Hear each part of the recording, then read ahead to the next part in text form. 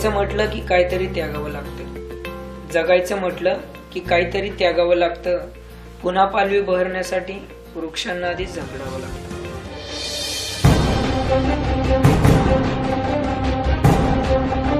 अशोक बबनराव सूर्यवंशी या शब्दांची एकच व्याख्या होऊ शकते, ती म्हणजे जिद्द, चिकाटी आणि अफाट परिश्रमाच्या जोरावर प्रत्येक गोष्टीची शून्यापासून सुरुवात. नमस्कार सर. सगळं काही मंगलकुशल असताना, शेअर्स मार्केट मधील उत्तम नोकरी असताना चित्रपट क्षेत्राकडे वळण्याचा मनसुबा काय होता? कसं आहे, निकडपासून जो बाहेर निघलो मी तो म्हणजे शेअर बाजाराच्या नोकरीमुळेच. तर तो लहानपणापासून मला चित्रपटाचा खूप वेळ, तर ते वेळ मला काय राहून देत नव्हता. त्यामुळे मी नोकरीचा राजीनामा दिला आणि चित्रपट क्षेत्राकडे वळलो. सर, आपल्या आयुष्याबद्दलचा प्रवास उलगडत जाणारच आहे. तत्पूर्वी आपल्या बालपणाबद्दल काय सांगाल? कसं बालपण माझं वडील नोकरीला पुण्यात असल्यामुळे पुण्यातच गेला, पण मूळ माझं गाव मुळशी तालुक्यात कोंडाणा. आमचं 7 जणांचं कुटुंब. वडील, मोठा भाऊ, मधला भाऊ, मोठी बहीण, आई आणि मी स्वतः, असं आमचं 7 जणांचं हे सुखी कुटुंब.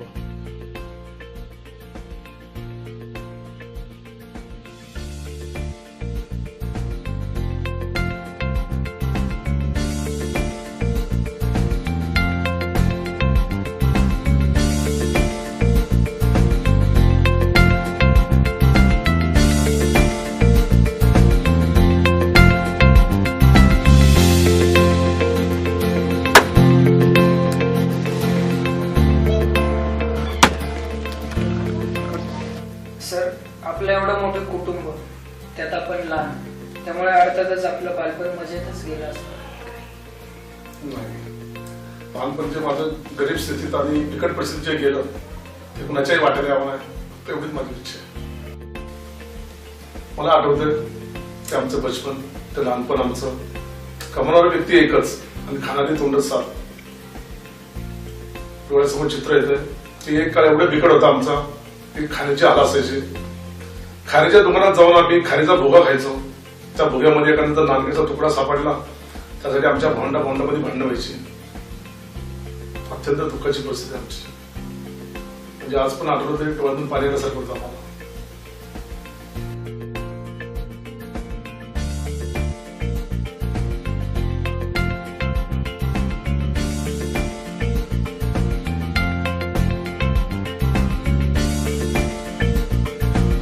मला ते दिवस चांगले आठवतात. माशाच्या दुकानात गेलो, पाहिलं अख्खे मासे लोक घेऊन जात होते. जीवेला पाणी सुटलं होतं, पण घरची परिस्थिती बिकट. मी त्या माणसाला रिक्वेस्ट केली की प्लीज आम्हाला एक मासा द्या, पण आखडून द्यायचा प्रयत्न केला. शेवटी आम्ही दुसऱ्या व्यक्तीकडे गेलो, बघितलं लोक माशीचे तोंड, मुंडकी, शेपूट, आतले पोटातले जे असतं घाण अशी टाकून देत होते. पिशवीत घेतलं आम्ही ते. माशावाला म्हणला, अरे कशाला देतो एवढं तू? कुत्रे मांजरे किती खाणार आहे, एखादा तुकडा घेऊन जा. मी नाही, मी समाजसेवा करतो, मला असं वाटायला लागतं कुत्र्या मांजरीला. ते घेऊन गेलो आम्ही आणि घरात आम्ही भाजी केली. लोक भाजीला वाटण मिटण टाकतात, पण परिस्थिती बिकट असल्यामुळं फक्त उकळतं पाणी, मीठ आणि फक्त मसाला, या 2 गोष्टी आम्ही, तुम्ही आता ज्याला सूप म्हणता, ते आमच्या काळात सूपाला आम्ही त्याला भाजी म्हणायचो. ती भाजी आम्ही खाल्लेली. अशी परिस्थिती जी बिकट होती ती कुणाच्या वाट्याला यावं नाही. मन गैवरून आणणाऱ्या आठवणींपासून आपण पुढच्या प्रश्नाकडे वळूयात. थोडंसं आपल्या शालेय जीवनाबद्दल काय सांगाल? माझं शिक्षण पुण्यातील डॉक्टर बाबासाहेब आंबेडकर विद्यालयामध्ये झालं. क्लासला पैसे नसल्यामुळं घरीच अभ्यास करायचो.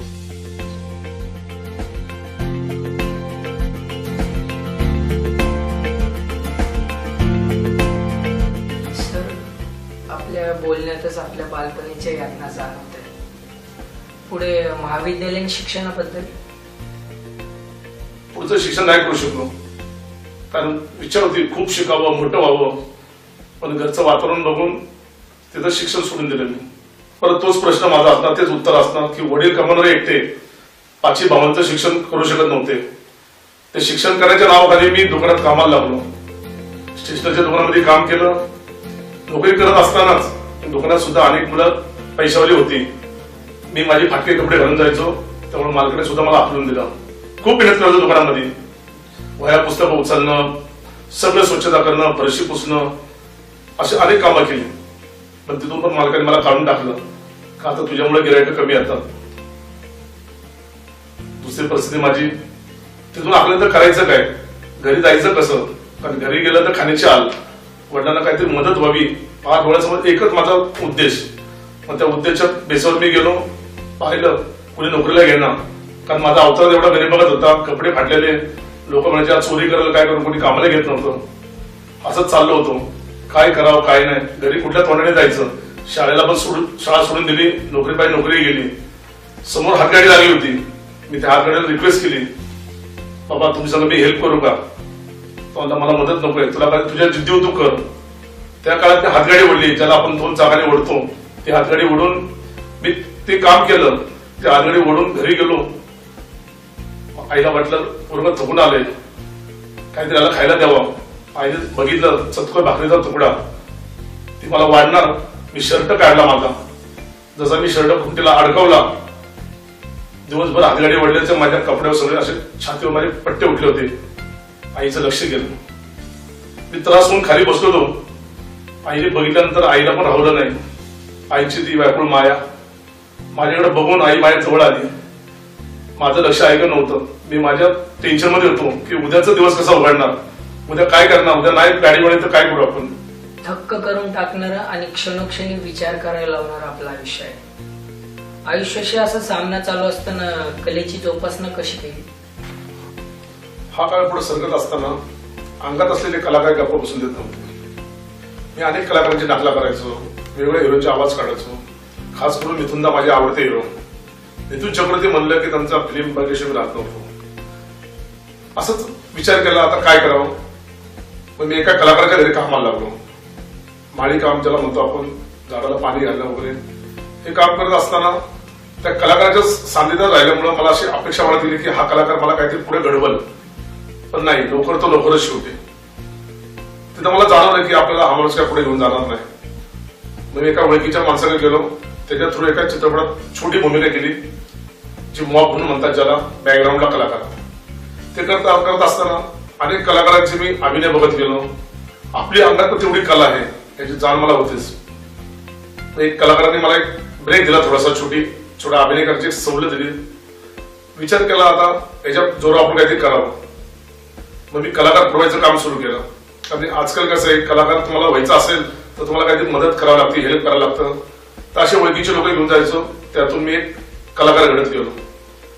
अर्थातच यामुळे नव कलाकारांना आपली कला सादर करण्यासाठी प्लॅटफॉर्म उपलब्ध झाला. कोऑर्डिनेटरचं काम करत असताना अनेक कलाकारांचं जीवन बघितलं. जे नवीन कलाकार काम करायसाठी येतात त्यांना कोणी महत्व देत नाही. त्याद्वारे मी विचार केला की आपल्याकडे पैसा आहे, तर शेअर बाजारमध्ये सर्व्हिसला असल्यामुळं पैसा माझ्याकडे जवळ होता. एक छोटी मी फिल्म करायचं ठरवलं की नवीन कलाकाराला काहीतरी ब्रेक मिळावा, त्यांना काहीतरी संधी मिळावी, त्यांच्या मनाची जी अपेक्षा भावना आहे चित्रपटाविषयी ती लवकर साकार व्हावी. जो काळ मी सोचलाय तो त्यांनी करत त्यांना ती वेळ यावी नाही असा मी प्रयत्न केला. छोटी एक धमाल हास्याचे फवारे नावाचं एक कॉमेडी सिक्वेन्स केली आणि अंगातच माझ्या कॉमेडी होती. त्या धमाल हास्य नावाची एक सिरियल केल्यानंतर अनेक कलाकारांच्या सानिध्यात जास्त माझा परिचय होत गेला. विचार केला आता इथं थांबून आपल्याला चालणार नाही.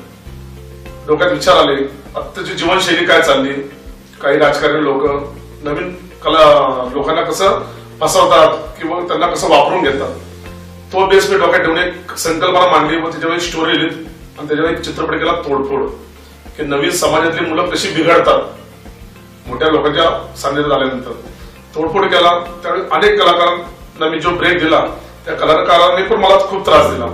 वेळेवर न येणं, पैशाची अपेक्षा करणं, शूटिंगला बोलावलं की सकाळी 7ला बोललं तर 2 वाजता हजर राहणं.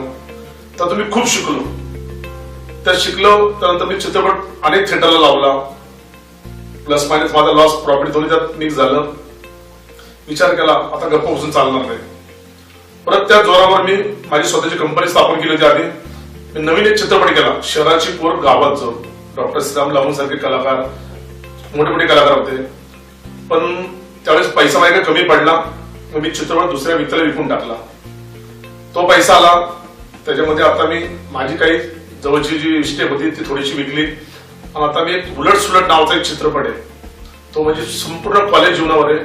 आजकाल सत्य घटना काय चालल्यात, लहान मुली अत्याचार वगैरे चालला, हा डोळ्यासमोर विषय धरून आता एक उलट सुलट नावाचा एक कौटुंबिक कॉमेडी थ्रिलर असा एक वेगळा चित्रपट मी करतोय. तो सर्वांना आवडेल अशी माझी अपेक्षा आहे. सर, आपली पॉझिटिव्ह विचारसरणी एक गोष्ट खरंच सांगून जाते, इच्छा असेल तर सगळं जिंकता येते. चित्रपट सृष्टीत याला गॉडफादर असायलाच हवं, हे समीकरण हल्ली वेगाने पसरत चाललंय. सर, आपल्या याबद्दल काय मत आहे? गॉडफादर तर हा सर्वांना आवश्यकच आहे. मी एकच डोळ्यासमोर चित्र घेतलं की जो काळ मी घालवला चित्रपटात येण्यासाठी तो आता नवीन पिढीला एवढा वेळ लाभला नाही. यासाठी मी एक कार्यशाळा चालू केली की आपल्या कार्यशाळेची मुलं शिकतील, त्यांना आपल्या चित्रपटात लवकर लवकर कसं काम मिळेल आणि त्यांची जी स्वप्न आहे, त्यांची जी जिद्द आहे, त्यांच्यात काय करायची पुढची मेहनत, या सर्व गोष्टीचा वापर त्यांना लवकर लवकर करता येईल. आई वडिलांची स्वप्न लवकर कशी साकार होईल हा विचार करून मी कार्यशाळा चालू केली ऋषिकेश फिल्म प्रोडक्शनच्या नावाने, कारण नवीन कलाकारांना प्रेरणा मिळावी. अर्थातच सर, आपल्या आयुष्याचा प्रवास सूर्यकिरणांपेक्षाही प्रखर आणि वेगवान आहे, ज्ञानरूपी आहे, बहुगुणी आहे. आपला अनुभव पाहता या क्षेत्रात येणाऱ्या नवकलाकारांना काय सल्ला द्या? सल्ला मी असा देऊ शकेल की ज्या वेळेस मी चित्रपटात आलो काम करण्यासाठी तर मी कुठली लाज बाळगली नाही. सेटवर चहा पाणी देण्यापासून, खरकाटीत ताटं उचलण्यापासून अनेक कामं केली, अनेक कलाकारांच्या शिव्या खाल्ल्या, डायरेक्टरच्या खाल्ल्या, म्हणजे ज्यांना किंमत नाही अशा लोकांच्या पण मी शिव्या खाल्ल्या, नावं ठेवून घेतली. पण एकच जिद्द होती की चित्रपटात काम करायचं आणि शेवटपर्यंत यशस्वी व्हायचं. तर माझी हीच इच्छा आहे की नवीन कलाकारांनी सुद्धा कुठली लाज तमा न बाळगता चित्रपटात काम करण्यासाठी सगळी मेहनत करा. मग तिथं कुठला त्रास होईल किंवा काही याचा विचार न करता फक्त एक ध्येय ठेवा की आपल्याला कलाकार व्हायचं. अशी बिकट माझी परिस्थिती, असं तुम्ही पुढे गेलो. आई वडिलांच्या आशीर्वादाचा फार मोठा वाटा असतो. माझ्या यशामध्ये आई वडील, भाऊ बहीण आणि माझी आता सध्या 2 मुलं आहेत, त्या 2 मुलांचा आणि माझ्या मिसेसचा खूप मोठा वाटा आहे. त्या आशीर्वादाने, साथीने त्याच्यात मी आज या लेवलला पोहोचलेलो आहे. धन्यवाद सर. नमस्कार. धन्यवाद. काही प्रवासांचा अंतर संपत नाही आणि आपल्या आयुष्याचा खडतर प्रवास शब्दात मांडणं नक्कीच अवघड आहे. आपलं आयुष्य म्हणजे प्रत्येक नवकलाकारांना स्वप्न बघून ते सत्यात उतरवण्यासाठी ज्ञानाचं भांडार आहे. आपल्या आयुष्याबद्दल जाणून घेताना अनेक कलाकारांना क्षितिजा पलीकडे जाऊन स्वप्न बघण्याची ताकद मिळाली. आपल्या आयुष्याबद्दल अनेक गोष्टी जाणून घेतल्या. या छोट्याशा शुभेच्छा आपल्या सोबत असणारच आहेत, यात शंकाच नाही. आपल्या कारकिर्दीला सलाम करावासा वाटतो.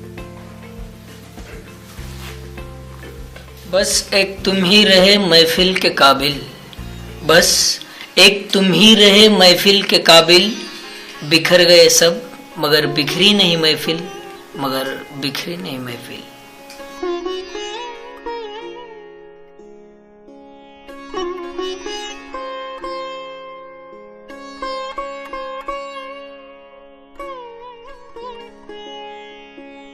Thank you.